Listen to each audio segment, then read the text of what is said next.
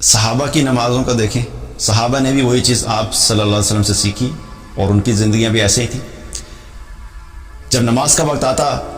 تو حضرت علی رضی اللہ عنہ کے چہرے کا رنگ تبدیل ہو جاتا، متغیر ہو جاتا۔ تو صحابہ ان سے پوچھتے تھے کہ آپ نماز کی جو اذان ہوتی ہے تو ایک دم سے آپ کا چہرے کا رنگ تبدیل ہو جاتا ہے، ایسا کیوں؟ تو فرماتے تھے کہ اس امانت کو ادا کرنے کا وقت آ گیا ہے کہ جس کو پہاڑوں پہ پیش کیا گیا تو پہاڑوں نے بھی اٹھانے سے انکار کر دیا۔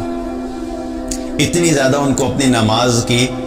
ویلیو اور امپورٹنس ان کا احساس تھا کہ یہ کتنی بڑی ذمہ داری ہے کہ اللہ کے سامنے کھڑے ہونے جا رہے ہیں، کیونکہ نماز میں کیا ہوتا ہے، ہم اللہ سبحانہ وتعالیٰ کے سامنے کھڑے ہو رہے ہوتے ہیں۔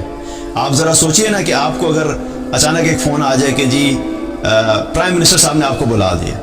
تو آپ ایک دم سے کیا ہوگا، آپ کی دل کی دھڑکنیں ویسے ہی تیز ہو جائیں گی، یار پرائم منسٹر نے بلایا، اتنا بڑا بندہ، مطلب دنیا کے اعتبار سے ظاہر ہے وہ جو مرتبہ بڑا ہے نا، یا کوئی منسٹر نے بلایا یا کسی بادشاہ نے بلا لیا، تو فوراً کیا ہوتا ہے، آپ کی فیلنگز چینج ہو جاتی ہیں نا کہ ایک بڑی اہم شخصیت سے ملنے جا رہا ہوں تو میرا حلیہ بھی بہتر ہونا چاہیے، میں نے بات کیا کرنی ہے، بات کس طریقے سے کرنی ہے، کیا ادب ہوگا، کیا احترام ہوگا، ساری چیزیں ہمارے ذہن میں چلتی ہیں۔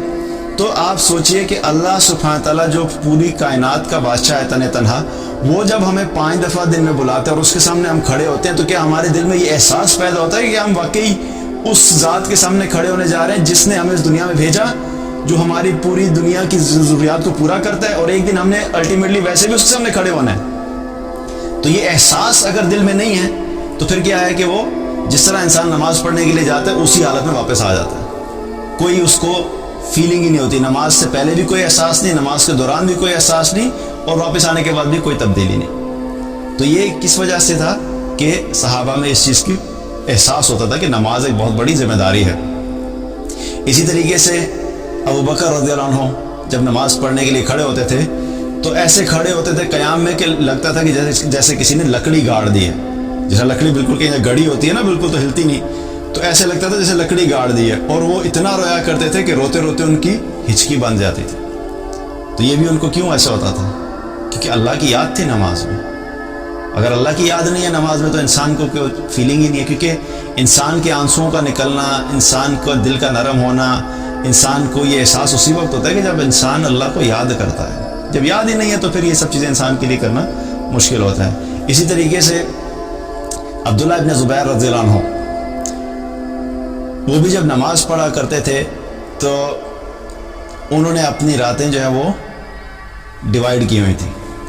آج کی رات جو ہے میں قیام میں گزاروں گا، تو ساری رات قیام میں گزار دیتے تھے۔